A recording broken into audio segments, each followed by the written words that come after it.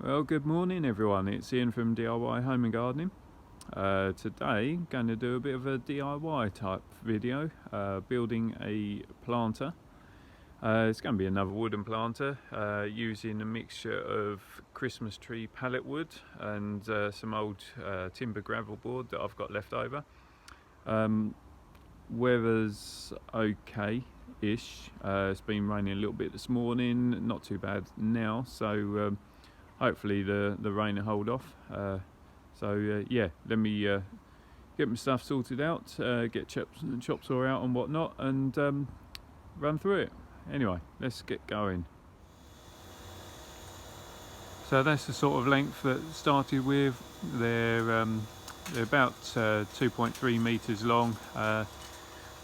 They came from Christmas tree pallets that we've had delivered, and all I'm doing is cutting the sections down into 70 centimetre lengths, and they're going to form the sides and the base of the planters. I'm just going to make the planters nice and cheap and cheerful, literally to put strawberry plants in. So well, I've got the side panels all cut down, and the ends I'm going to use, I've got a few scraps of what was old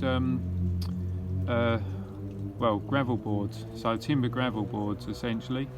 So I've got a few odd bits, so yeah, and they're quite handy because they're nearly 6 inches deep, so actually that's plenty wide enough. So all I'm going to do is I'm going to end up with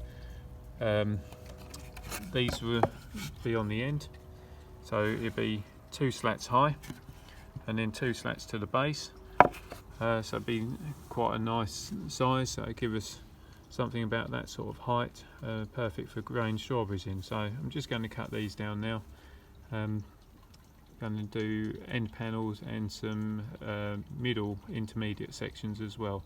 So I'm going Right, so as always it's started to rain, so I thought I'd make a quick retreat and set myself up in the garage.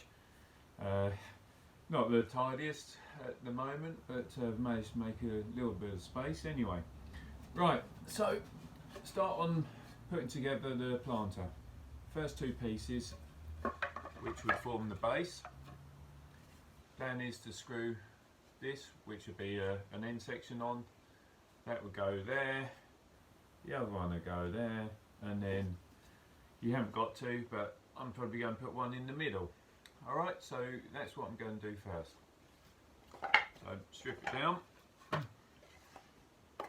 make sure you get your bits positioned, levelled, so just do one side at a time, get it in place. And you can roughly mark it if you want to, or just drill straight through.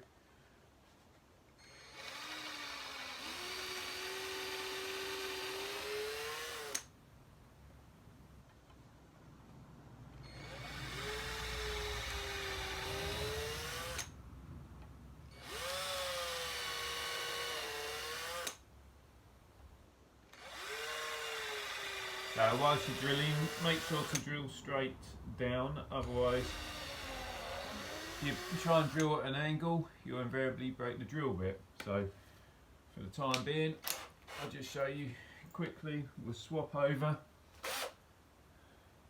change over to screwdriver bit. Obviously if you've got another screwdriver or drill set up, it's going to be much quicker. Just sort of show you on that. Some screws which are 30mm, but obviously the length of the screw will be determined by the size timber you're using.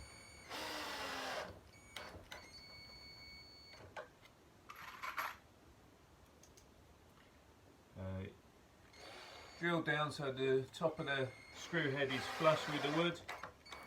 You don't want to go so much that you end up splitting it, because obviously you are putting the screws in close to the edge of the wood. So closer you go to the edge of the wood, the more likely you are to split the wood. So just go carefully. That's one thing I probably should have said. When you're doing your drilling, that's the size of your screw. So you want a bit, let me show you, that's fairly similar in size. It wants to be slightly undersized to the size of the screw, so that the screw will still bite in, but you don't want the bit to be so small that the screw, when it goes in, ends up bursting the wood apart, because that will cause splits. So just slightly smaller than screw and you won't get your splits. Right, so let's get the final one in just on this side.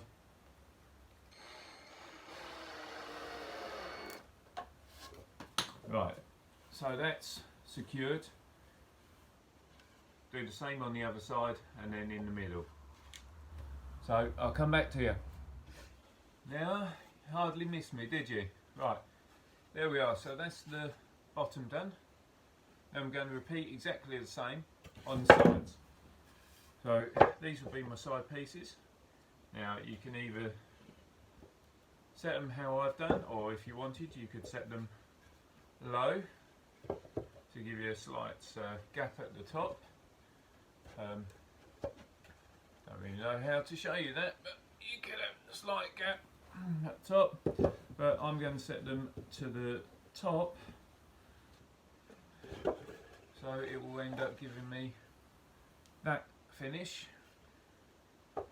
Just to look a little bit tidier. You'll notice that these are still a little bit rustic, still got some staples in and whatnot, but you can remove those at a later stage.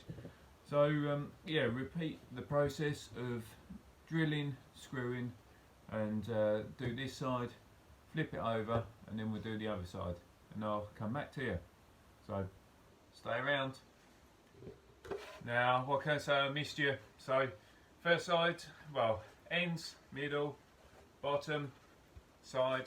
Just going to get the last one on, and then I'll definitely come back to you. So let me get finished, and we'll see how it looks.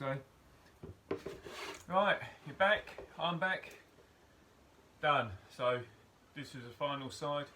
Obviously it looks rustic. It's only made of some old Christmas tree pallet wood. Let me get back so you can see me. And yeah, central divide, you haven't got to worry with that. I've just put it in there for extra stability, stop the sides from bowing out when you start planting up. I'm literally building this to house some strawberries in, so it's not got to be too robust, but obviously I always slightly over-engineer things, but there's no way this is going to fall apart under some weight of some strawberries. And then yeah, that's it for me. I'm just going to take the staples out and I'll plant this up, but obviously if you want to paint it up or stain it or something like that, then yeah, you can do. If you want to line it, then yeah, you could do. Because of the way that I've done this with tight butted to the actual bottom to the sides, you don't need a liner. But if you are going to line it, then use some weed fabric. So that's the permeable black fabric, so it'll let the moisture through but without letting the soil go through. So that always works well. And then just run the liner slightly lower than the top. So if you can see, let me see, come down about a centimetre or so from the top, and then you can then fill with your compost. Again, bring your compost level so it's lower than the top, you know, a good centimetre or two lower. Then that way when you're doing your watering, your soil won't run over the top of the planter, and it acts as a bit of a watering reservoir. So there's a little tip for you. Anyway, that's me done. Hope you like it. So everyone, thanks for watching. Hope you liked the video, found it interesting to watch. You know, obviously if you don't have a drill to hand, then just hammering some nails will work just as well. And obviously the planter's nice and simple, made out of some old pallet wood, or you know, if you've got other scraps of wood, just modify your design a little bit. So anyway, enough rambling, give it a go. Hope you enjoy building it. If you've got any questions, feel free to message me, and yeah, I'll see you all soon. Bye for now.